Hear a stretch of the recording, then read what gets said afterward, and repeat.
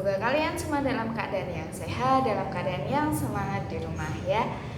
Hari ini kita berjumpa kembali karena beberapa pertimbangan. Ternyata minggu ini kita belum akan melaksanakan penilaian tengah semester.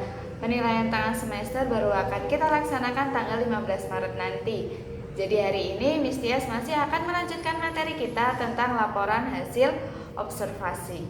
Nah, karena Miss Tias yakin kalian sudah paham betul apa itu laporan hasil observasi, yaitu laporan yang ditulis untuk melaporkan hasil pengamatan. Jadi hari ini Miss Tias akan memberikan kalian kesempatan untuk melatih keterampilan kalian dalam menulis laporan hasil observasi.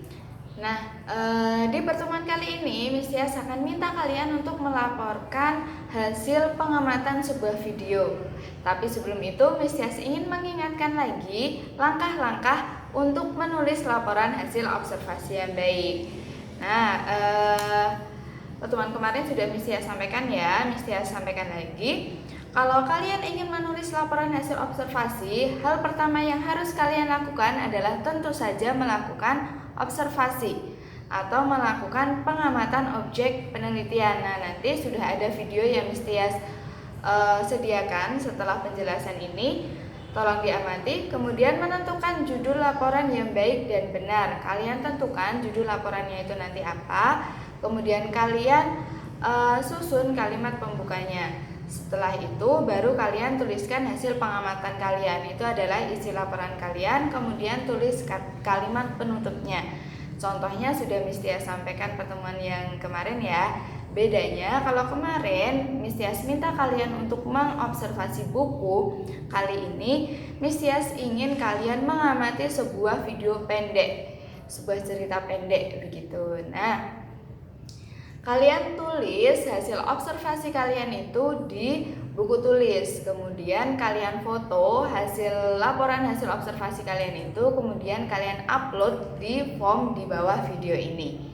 Apa saja yang harus kalian observasi?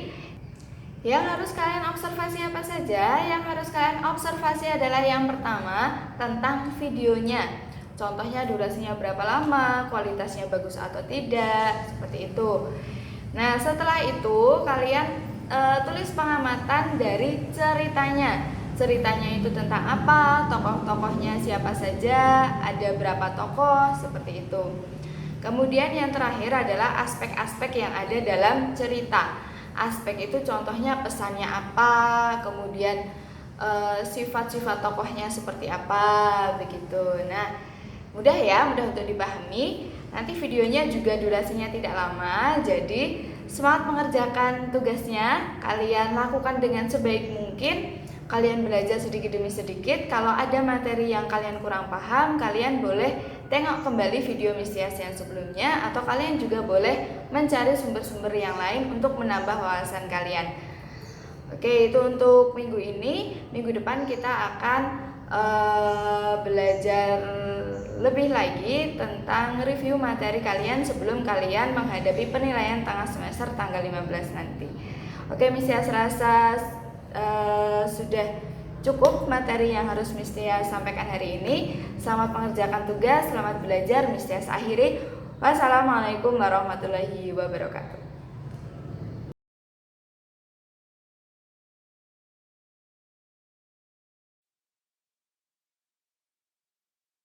Kelinci yang rakus. Pada suatu hari, ada seekor kelinci dan dia selalu lapar. Dia adalah kelinci yang rakus. Dia selalu saja makan banyak dan juga tidur lama. Selalu saja makan, dan makan. Makan sepanjang malam, makan sepanjang hari, tapi dia tidak pernah puas dengan apa yang dia makan. Suatu ketika, kelompok kelinci menyerbu ladang sayuran. Semua kelinci makan dengan cepat. Tapi si kelinci rakus tidak berhenti makan. Salah seekor kelinci mengingatkan, "Hei kau makanlah dengan cepat. Kalau tidak pemilik ladang akan datang dan melempari kita dengan batu."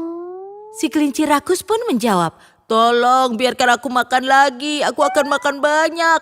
Lalu kita akan kembali."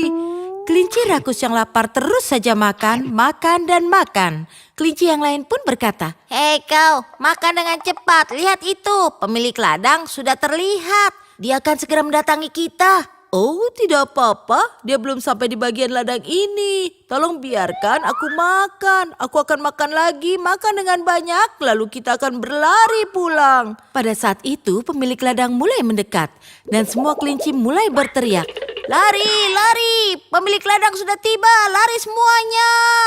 Semua kelinci mulai berlarian dan mulai melompat-lompat menjauh. Tapi si kelinci rakus tidak bisa berlari cepat, bahkan dia tidak bisa melompat karena dia terlalu banyak makan. Perutnya menjadi berat sekali. Semua kelinci bergegas dan melompat keluar dari pagar pembatas ladang. Tapi si kelinci rakus makan terlalu banyak, sehingga dia saat mencoba melompat terjatuh ke bawah pagar ladang. Di sana ada banyak batu yang tertancap pada tubuhnya. Dan pada saat itu juga pemilik ladang tiba dengan tongkat besar di tangannya. Dia mengayunkan tongkatnya kepada si kelinci rakus dan mengenainya dengan telak. Berlari sambil terpincang-pincang, kelinci rakus akhirnya berhasil mencapai rumahnya. Dia pun berpikir, "Oh, akhirnya aku selamat, syukurlah." Dia mulai berjalan perlahan, tapi ada seekor rubah di belakangnya. Dan tiba-tiba rubah itu mulai berlari ke arah para kelinci. Semua kelinci lain masuk ke dalam rumah, tapi si kelinci rakus tertinggal jauh di belakang. Pada saat dia memasuki rumah, perutnya besar, amat berat, dan membengkak dengan makanan, sehingga dia tersangkut di pintu. Semua kelinci menariknya dari dalam, dan rubah menggigit ekornya. Itu seperti sebuah tarik tambang. Dan si kelinci rakus mulai berteriak dan menangis, tapi rubah tidak melepasnya. Pada akhirnya ekor kelinci rakus putus. Dan rubah pun terjatuh dengan suara yang keras. Semua kelinci akhirnya berhasil menarik si kelinci rakus ke dalam rumah. Hari ini kebiasaan rakus si kelinci rakus akhirnya membuatnya berada dalam masalah. Nyawanya selamat tapi kehilangan ekornya.